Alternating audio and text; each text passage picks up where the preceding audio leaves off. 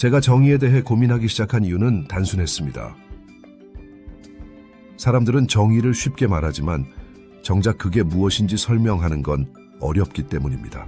누구나 공정하다는 말을 좋아하지만 현실은 그렇지 않았습니다. 어떤 사람은 태어날 때부터 유리한 조건을 가지고 있고 어떤 사람은 처음부터 불리한 위치에 놓입니다. 출발선이 다르다는 걸 모두 알고 있으면서도 우리는 그 차이를 개인의 노력이나 능력 탓으로 돌려버립니다.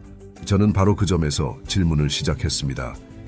그렇게 태어난 조건조차 선택할 수 없는 세상에서 과연 공정함이란 무엇인가? 정의는 단순히 법을 지키는 문제가 아닙니다. 정의란 우리가 함께 살아가기 위해 만든 제도들이 누구에게도 불합리하지 않은 방식으로 작동하고 있는가를 묻는 일입니다. 그래서 저는 정의를 단지 좋은 성품이나 개인의 도덕으로 보지 않았습니다. 정의는 사회제도 전체가 지켜야 할 첫 번째 기준이라고 생각했습니다. 우리는 보통 정의롭다는 말을 결과에 따라 판단합니다. 가난한 사람이 성공하면, 능력 있는 사람이 보상을 받으면 그 결과가 공정하다고 느끼는 경향이 있습니다. 하지만 저는 다르게 생각했습니다. 과정이 공정하지 않았다면 그 결과도 정의롭지 않다고 보았습니다. 예를 들어 누군가 좋은 대학에 들어갔다고 합시다. 그 사람이 밤낮 없이 공부했기 때문에 그 자리에 갔다고 생각하기 쉽습니다. 하지만 그 사람이 자라온 환경, 부모의 소득, 주어진 교육 기회가 모두 그 성공에 영향을 끼쳤다면 정말 그 결과만 보고 공정하다고 말할 수 있을까요? 그래서 저는 정의를 구성하는 방식부터 다시 생각해 보았습니다. 그 과정에서 떠올린 것이 무지의 베일이라는 개념입니다. 이건 일종의 상상 실험입니다. 한번 생각해 보십시오. 당신이 이제 막 사회에 태어나기 직전입니다. 하지만 어떤 조건으로 태어날지는 알 수 없습니다. 부자로 태어날지, 가난한 집에서 태어날지, 남자로 태어날지, 여자로 태어날지, 건강할지, 아플지 아무것도 알 수 없는 상태입니다. 그런 상황에서 사회의 기본 규칙을 정해야 한다면 당신은 어떤 제도를 선택하겠습니까? 자신이 어떤 위치에서 태어날지 모른다면 누구에게도 불리하지 않은 제도를 고르게 됩니다. 그런 규칙이라면 어느 쪽에서든 받아들일 수 있는 원칙이 됩니다. 이 무지의 베일은 사람들이 편견이나 이기심 없이 정말 공정한 기준을 만들 수 있는 조건입니다. 그 상태에서 정한 원칙이라면 우리는 그것을 정의롭다고 말할 수 있습니다. 그리고 그 사고 실험을 바탕으로 저는 정의에 대한 두 가지 원칙을 제시했습니다. 첫째, 모든 사람은 기본적인 자유를 동등하게 누릴 권리가 있습니다. 표현의 자유, 양심의 자유, 종교의 자유, 그리고 정치적으로 참여할 수 있는 권리. 이런 것들은 누구도 침해할 수 없습니다. 이 자유는 절대로 양보할 수 없는 가치입니다. 사회는 그 자유를 보장하는 데서 출발해야 합니다. 둘째, 사회 안의 불평등은 두 가지 조건을 만족할 때만 정당화될 수 있습니다. 하나는 기회의 균등입니다. 어떤 계층에 속했든 누구든 같은 자리에 도전할 수 있어야 합니다. 출신이나 배경이 기회를 제한해서는 안 됩니다. 공정한 경쟁이 가능하려면 그 경쟁의 출발선이 같아야 하기 때문입니다. 다른 하나는 차등의 원칙입니다. 어떤 불평등이 존재하더라도 그 결과가 가장 약한 사람에게도 이익이 되어야 합니다. 예를 들어 특정 직업이 높은 보상을 받는다고 합시다. 그 보상이 그 직업에 대한 동기를 만들어주고 결과적으로 사회 전체에 도움이 된다면 그 불평등은 정당화될 수 있습니다. 하지만 그렇지 않다면 그건 단순한 특권일 뿐입니다. 이 두 원칙은 경쟁을 부정하는 것이 아닙니다. 누군가가 더 노력한 만큼의 보상을 받을 수는 있습니다. 하지만 그것이 누구의 권리도 침해하지 않아야 하고 누구도 출발선에서 밀려나지 않아야 합니다. 이 원칙들은 제 머릿속에서 갑자기 나온 게 아닙니다. 저는 칸트의 도덕 철학에서 많은 영향을 받았습니다. 칸트는 사람이 다른 사람의 수단이 되어서는 안 된다고 말했습니다. 저 역시 같은 생각이었습니다. 어떤 사회가 정의로우려면 그 사회의 제도는 한 사람 한 사람을 목적 그 자체로 대우해야 합니다. 그것이 바로 제가 말한 정의의 출발점입니다. 누군가에게 더 많은 이익이 돌아가더라도 그것이 다른 사람을 억누르는 방식이라면 그건 결코 정의가 아닙니다. 저는 이 책을 통해 최대한 많은 사람에게 유익한 기준을 만들고 싶었습니다. 하지만 단지 다수의 행복을 위한 기준은 아니었습니다. 소수의 권리와 존엄이 지켜지지 않는다면 그 어떤 다수도 정의롭다고 말할 수 없습니다. 정의는 모두가 함께 살아갈 수 있는 기반을 만드는 일입니다. 단지 법을 지키는 것을 넘어 사회 자체가 서로를 동등하게 존중하는 방향으로 설계되어야 합니다. 그래서 저는 이 책을 이렇게 시작했습니다. 정의는 사회제도의 첫 번째 덕목이다. 이 말 속에 제가 하고 싶은 모든 이야기가 담겨 있습니다. 그리고 그 정의는 결국 공정함이라는 말로 이어집니다. 공정하지 않은 사회는 오래가지 못합니다. 누군가 억울하게 느끼는 사회는 결국 갈등과 분열을 낳기 때문입니다. 정의로운 사회는 누구나 같은 눈높이에서 살아갈 수 있는 사회입니다. 그 시작은 우리가 서로를 어떤 존재로 바라보는가에서 출발합니다. 저는 그렇게 믿었습니다. 정의라는 말은 오랫동안 사람들에게 익숙했습니다. 그 단어만 보면 마치 모두가 같은 뜻으로 받아들이는 것처럼 보이기도 하지요. 하지만 제가 보기에 사람마다 머릿속에 떠올리는 정의의 모습은 전혀 달랐습니다. 어떤 이는 정의를 질서로 이해했고 또 어떤 이는 법을 잘 지키는 것이라고 믿었습니다. 그리고 어떤 사람은 대부분이 행복하면 된다고 말했습니다. 저는 그 안에 깊은 함정이 있다고 느꼈습니다. 다수의 만족만으로 정의가 결정될 수 있다면 소수는 항상 희생될 수밖에 없기 때문입니다. 그래서 저는 다르게 접근하고 싶었습니다. 어떻게 해야 누구에게도 불리하지 않은 기준을 만들 수 있을까? 이 질문에서 출발한 것이 무지의 베일이라는 개념입니다. 무지의 베일은 간단한 상상이 아닙니다. 철학적으로는 자기중심성을 제거하기 위한 사고장치입니다. 우리는 언제나 자신이 누구인지 알고 있기에 모든 판단에 무의식적으로 자기 입장을 끼워 넣습니다. 부자라면 세금이 불편할 것이고 건강하다면 의료복지가 중요하지 않게 느껴질 수 있습니다. 그래서 저는 그랬나라는 정보를 잠시 내려놓자고 제안했습니다. 내가 어떤 모습으로 태어날지 모르는 상태에서 세상의 규칙을 정해야 한다면 그때 우리는 자신에게 유리한 것보다 누구에게도 지나치게 불리하지 않은 제도를 고르게 됩니다. 왜냐하면 내가 그 불리한 위치에 태어날 수도 있기 때문입니다. 그 생각은 단순한 윤리적 감정이 아닙니다. 저는 그게 바로 이성적으로 공정한 판단의 출발점이라고 믿었습니다. 이 무지의 베일 아래에서 사람들은 자신이 어떤 조건을 가지든 수용할 수 있는 기준을 찾게 됩니다. 이걸 저는 원초적 입장이라고 불렀습니다. 모두가 같은 조건 아래에서 자유롭고 평등한 존재로 합리적인 규칙을 도출하는 상태입니다. 이 사고 실험을 바탕으로 저는 두 가지 정의의 원칙을 도출했습니다. 첫째, 모든 사람은 동등한 기본 자유를 가질 권리가 있습니다. 이 자유에는 표현의 자유, 양심의 자유, 종교의 자유, 그리고 정치에 참여할 수 있는 권리가 포함됩니다. 이러한 자유는 양보할 수 없는 절대적 가치입니다. 그 어떤 집단이나 다수의 이익이라도 이 기본적인 자유를 침해해서는 안 됩니다.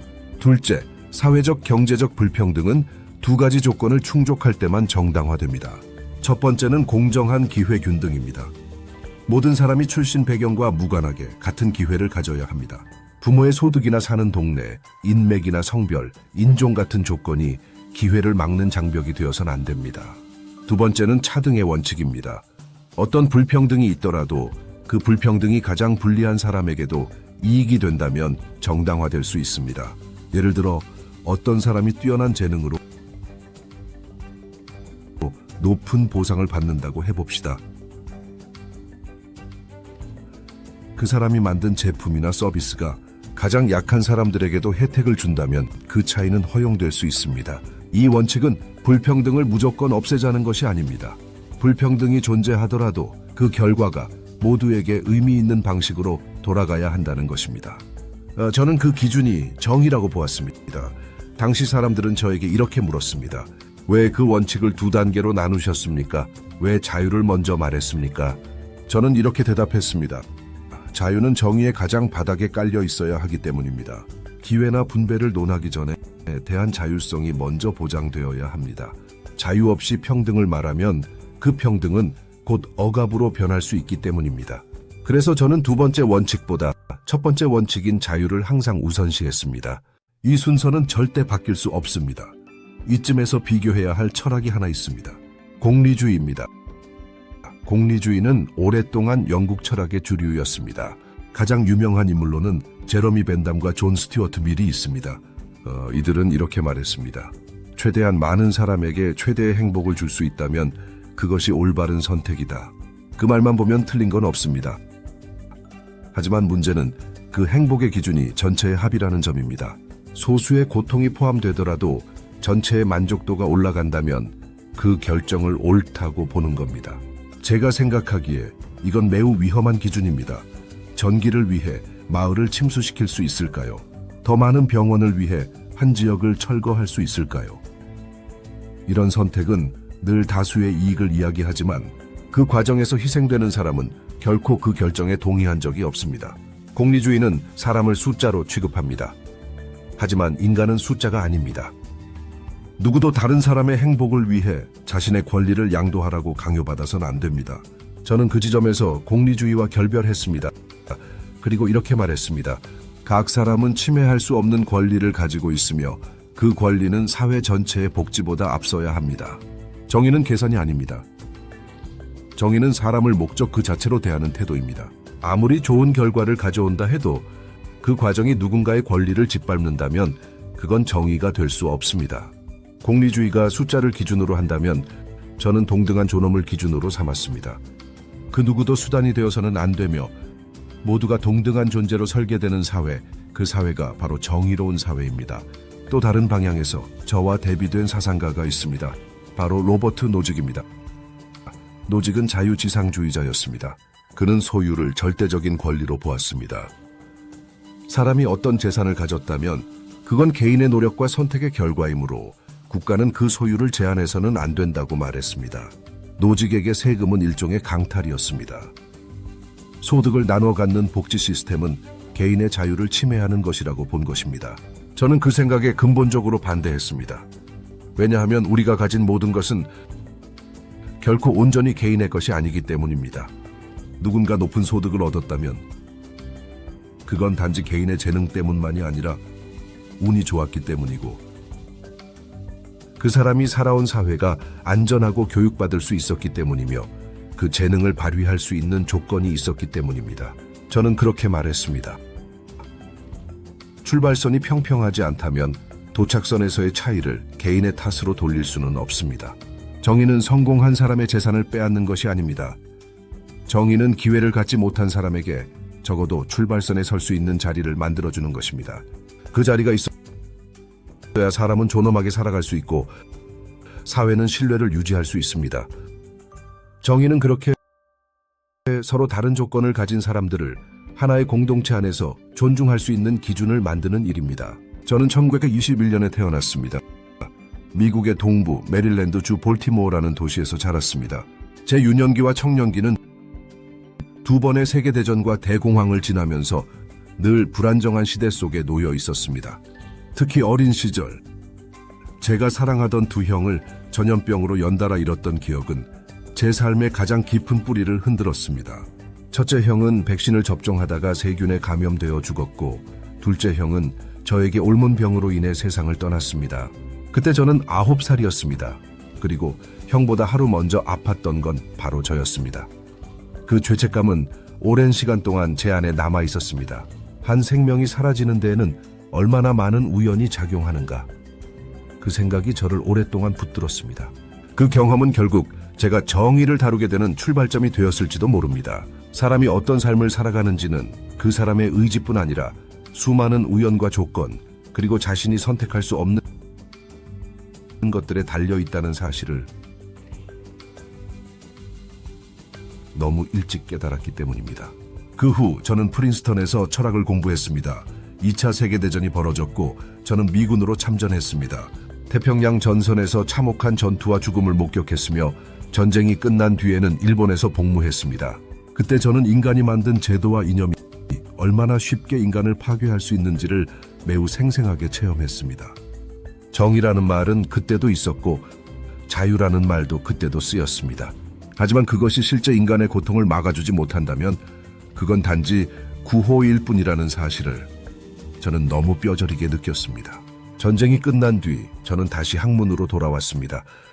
하지만 이전과는 다른 시선으로 철학을 보기 시작했습니다. 이념이나 개념이 아니라 사람이 살아가는 구조와 조건에 대해 더 깊이 고민하게 되었던 것입니다. 제가 이 책을 본격적으로 쓰기 시작한 건 1950년대 말부터였습니다. 그 시기 미국은 외적으로는 세계 최강의 경제를 구가하고 있었지만 내적으로는 민권운동과 인종차별, 교육과 복지의 불균형, 그리고 계층 이동의 차단 같은 문제들이 서서히 터져나오고 있었습니다. 흑인 아이와 백인 아이가 같은 지역에 살면서도 전혀 다른 교육을 받고 같은 대학에 지원조차 하지 못하며 같은 병원에서도 다른 문으로 들어가야 하는 시대였습니다. 이런 불평등을 많은 사람들은 운명이나 현실이라고 말했습니다. 심지어 그것이 자유 경쟁의 결과라고 믿는 사람도 많았습니다. 하지만 저는 거기서 멈추지 않고 다시 묻고 싶었습니다. 자유는 누구에게나 같은 조건에서 주어진 것인가? 어떤 아이는 태어나는 순간부터 불이익을 안고 시작합니다. 가난한 가정, 차별적인 제도, 열악한 환경은 그 아이의 노력과는 상관없이 미래를 제한합니다. 그런데도 우리는 그 차이를 능력의 차이, 노력의 차이로 설명하려고 합니다. 저는 그것이 불공정한 제도를 공정하다고 착각하게 만드는 구조라고 생각했습니다.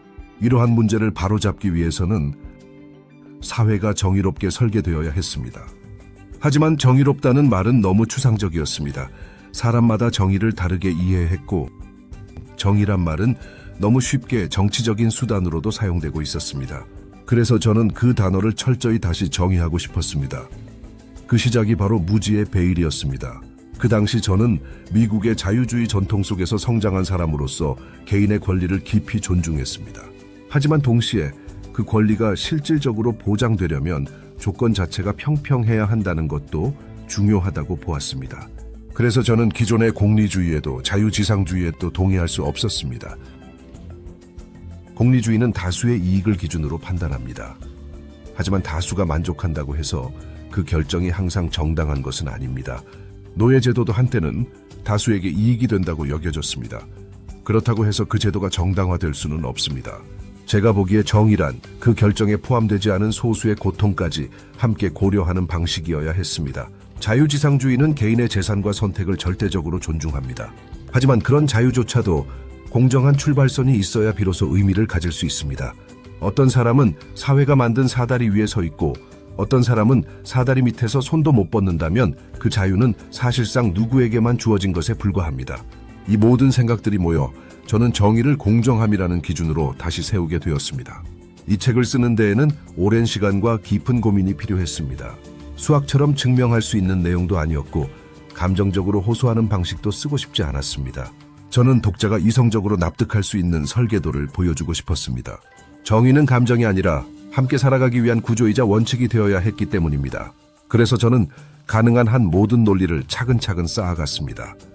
철학자 칸트의 도덕 개념, 계약론 전통, 현실 사회의 구조, 그리고 인간의 불완전성까지 모두 고려하며 이 책을 썼습니다. 이 책은 결코 쉬운 책이 아닙니다. 하지만 그것은 제가 독자를 어려운 말로 밀어내고 싶어서가 아니라 누구에게도 억울하지 않은 사회를 만들기 위한 기준이 그만큼 조심스럽고 정밀해야 했기 때문입니다. 정의는 단순히 이상을 말하는 것이 아닙니다. 정의는 설계입니다. 그 설계가 잘 이루어져야 사람들은 서로를 경쟁자로만 보지 않고 공동체의 일원으로 대할 수 있습니다. 이 책을 쓸 때 저는 이런 생각을 가장 깊이 새겼습니다. 모든 사람은 자신의 삶을 스스로 설계할 수 있어야 하며 그 설계가 가능하려면 사회는 그만큼 공정하게 짜여 있어야 한다. 그 말을 오늘 다시 되뇌어 봅니다. 그리고 지금도 저는 여전히 그 문장을 믿고 있습니다. 정의론이 세상에 나온 것은 1971년, 지금으로부터 반세기 전의 일입니다. 그 책이 처음 출간되었을 때 철학계는 물론이고 정치학, 법학, 경제학까지 다양한 학문이 뜨겁게 반응했습니다. 저는 그렇게 큰 반향을 예상하지 못했습니다. 그저 오래된 질문에 대한 조금 더 명료하고 납득 가능한 대답을 시도했을 뿐이었습니다. 그런데 많은 이들이 그 책에서 각자의 문제를 발견하고 각자의 언어로 정의를 다시 말하기 시작했습니다. 그것은 저에게 철학이 여전히 살아있다는 증거였습니다. 정의론은 칸트 이후 서구 정치 철학을 새롭게 정비한 책으로 평가받기도 했습니다. 특히 도덕 철학과 사회 계약론, 그리고 현대 민주주의의 원리를 연결한 구조는 많은 논쟁과 재해석을 불러왔습니다. 하지만 저는 그런 평가나 영향력을 자랑하고 싶지는 않습니다. 오히려 시간이 지날수록 제가 이 책을 통해 말하고 싶었던 것이 얼마나 실현되었는지 돌아보게 됩니다. 오늘날 우리는 어떤 정의 속에 살고 있을까요? 무지의 베일 아래에서 사회를 설계한다면 지금의 제도들은 과연 살아남을 수 있을까요? 여전히 누군가는 태어나는 순간부터 기회의 문이 닫혀 있고 어떤 이는 같은 실수를 해도 다시 일어설 기회를 얻지 못합니다. 그런 구조를 우리는 당연하게 받아들이곤 합니다. 그리고 때때로 그 불공정함을 경쟁이나 자유라는 이름으로 포장하기도 합니다. 저는 그런 말들이 제도를 정당화하는 장식물이 되는 것을 경계했습니다. 자유는 누구에게나 보장되어야 합니다. 그러나 자유가 누구에게만 실질적으로 주어진다면 그건 특권일 뿐입니다. 정의는 그 차이를 구분하고 조정하고 다시 연결하려는 시도입니다. 정의로운 그런 시도를 위한 철학적 설계도였습니다. 완성된 답은 아닙니다. 오히려 끊임없이 수정되고 현실에 맞게 다시 설계되어야 하는 열린 구조였다고 생각합니다. 책이 출간된 이후 수많은 비판도 받았습니다. 어떤 이는 지나치게 이상적이라고 했고 어떤 이는 불충분하다고 했습니다. 노직은 정의론에 대한 반론으로 아나키 국가, 유토피아를 썼습니다. 공리주의자들은 여전히 효율과 결과의 총합을 기준으로 삼았습니다. 저는 그런 비판들이 모두 정의에 대한 진지한 고민의 일부라고 생각했습니다. 철학은 서로 반대되는 입장이 같은 질문을 품고 대화하는 과정입니다. 그 모든 반론과 논쟁이 있었기에 정의는 멈추지 않고 계속해서 질문을 받을 수 있었습니다. 가끔 저는 이런 상상을 해봅니다. 지금 이 순간 세계의 누군가가 무지의 베일을 떠올리며 다시 사회를 설계하려 한다면 과연 무엇부터 바꾸고 싶을까? 입시 제도일 수도 있고 세금 구조일 수도 있으며 노동 환경이나 의료 제도일 수도 있습니다. 무엇이든 좋습니다. 중요한 것은 그 질문을 던질 수 있는 마음입니다. 이게 과연 누구에게도 억울하지 않은 제도인가? 그 물음에서 정의는 다시 시작됩니다. 정의는 원칙이자 태도입니다. 사람을 수단으로 대하지 않고 누구든 같은 자격으로 존중하는 자세입니다. 그건 특별한 철학자의 언어가 아니라 누구나 일상에서 품을 수 있는 감각입니다. 그 감각이 제도를 바꾸고 제도가 다시 사람을 바꿉니다. 저는 지금도 믿습니다. 정의로운 사회는 불가능한 이상이 아니라 끊임없이 가까워지려는 시도에서 생겨난다고요. 정의로는 그 시도의 한 갈래였습니다. 누군가에게는 먼 이야기였겠지만 누군가에게는 출발점이 되었기를 바랍니다. 세상이 빠르게 변하고 철학이 점점 더 현실에서 멀어져 간다 해도 정의라는 말은 사라지지 않을 것입니다. 왜냐하면 정의는 결국 우리가 함께 살아가려는 가장 조용하고도 단단한 약속이기 때문입니다.